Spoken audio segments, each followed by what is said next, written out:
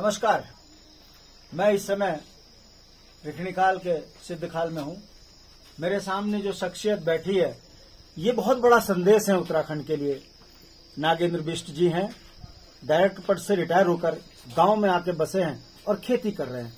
नौजवान बच्चों को बड़ा जागृत करते हैं, मोटिवेट करते हैं।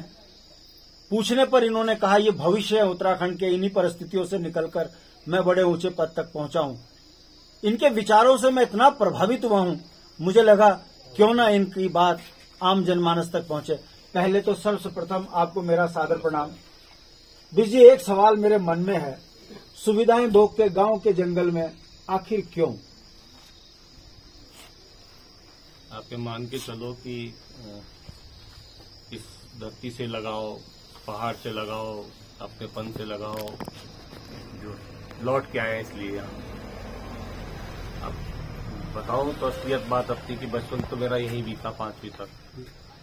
5वीं पढ़ने के बाद यहाँ से पिताजी नौकरी करते थे दिल्ली में, तो बच्चों की शिक्षा के लिए, क्योंकि यहाँ बहुत ज़्यादा सुविधाएं तो थी नहीं, तो यहाँ लेके गए और वहाँ जो भी शिक्षा थी वो पूरी करने के बाद जैसे तैसे जो भी हमने संसाधन जो हमारे पास तो हिसाब से हमने जुटाए और वहाँ काम करना शुरू किया। तो भाग्य मेरा ये था कि मैंने बच्चों के साथ काम किया और छोटे बच्चों के साथ में, जो 5 से 16 साल तक के बच्चे होते हैं उनके साथ में, और मैं बाल वन में रहा हूँ मतलब। तो वहाँ पर एक ट्रेनिंग सेंटर मेरे पास था, मैं वाईसी था वहाँ का। तो मैंने वहाँ अनेक राज्यों में जाके, अनेक देशों में जाके बच्चे कैसे जीते हैं, कैसे बच्चों के भविष्य को देश सुधारते हैं, वो सब जाना समझा। और वो चीज मेरे अंदर इतना घर कर गई, क्योंकि मैं पहाड़ का रहने वाला हूँ। मेरे पास देखने को था यहाँ कि हमारे को बचपन से कुछ नहीं मिला, हमारे बच्चों को कुछ नहीं मिला। तो कोशिश ये की गई दिमाग में कि काश ये हमारे पहाड़ में भी होता। लेकिन सिचुएशन ऐसी थी कि दिल्ली में नौकरी करनी पड़ी, नौकरी की वहां पर।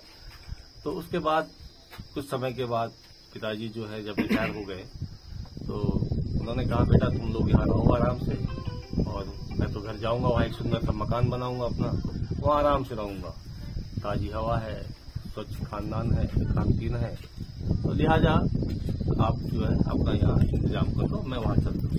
लेकिन भगवान ने ऐसा किया कि 1 साल के बाद उनकी डेथ हो गई अचानक हार्ट अटैक से, और उनका मन वैसे का वैसे ही रह गया जो मकान का सपना था इसका। तो हमें लगा कि पिताजी की ख्वाहिश है, हमारा भी लगाव है, तो अपनी पत्नी, अपने बच्चे, इन सब से बातचीत की। तो हमने कहा अभी तो हम नौकरी कर रहे हैं, अभी तो जा नहीं सकते। लेकिन जैसे ही रिटायर हुए, मैं और मेरी पत्नी ने आपस में बातचीत की और हमने अपना घर लौटने का फैसला कर लिया। लिहाजा यहाँ आए, जितनी हमारी पेंशन थी, जो कुछ हमें मिला था, फंड सब हमने यहाँ घर पे लगाए, एक अच्छा सा मकान बनाया और बच्चों से ये कहा कि भाई देखो, जैसे तुम्हें शहर में सुविधाएं मिल रही हैं वैसी सुविधाएं यहाँ मिलेगी, इसलिए तुम जुड़े रहोगे हमसे।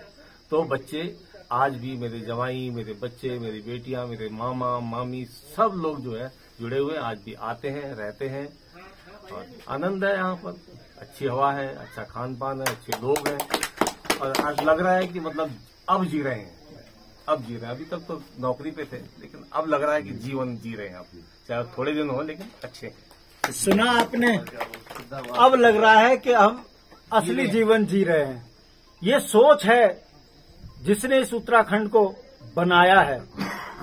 आप मुनस्यारी चले जाएं, आप धारचूला चले जाएं, चक्रोता चले जाएं, उत्तरकाशी चले जाएं, चमोली चले जाएं, दूरस्थ गांव में एक से एक हस्तियां हैं जो आज भी उत्तराखंडियत के लिए गांव को जिंदा किए हुए हैं। ऐसे में पौड़ी जनपद के ब्लॉक रिखणीखाल में चौकड़ी गांव के नागेंद्र जी, इनको देखकर मुझे लगता है कि चाहे कितने षड्यंत्र कर लो, गांव में प्रतिभाओं को खोजने वाले दिल्ली से, बंबई से, विदेश से आकर अपने गांव की संस्कृति को बचाने पर लगे हैं। आप हम सब के लिए प्रेरणा है, जो सफलताओं को रौंदकर पुनः गांव की ओर आए और यहाँ के बच्चों को प्रभावित कर रहे हैं, शिक्षा दे रहे हैं, सुविधाओं पर उनसे बात कर रहे हैं। मुझे लगता है आने वाला समय उत्तराखंड का बड़ा सुखद होगा। ऋणी रहेगा पूरा उत्तराखंड ऐसी सोच के अधिकारियों का, जो अपनी मिट्टी से जुड़ने के लिए संकल्पित रहे। नमस्कार।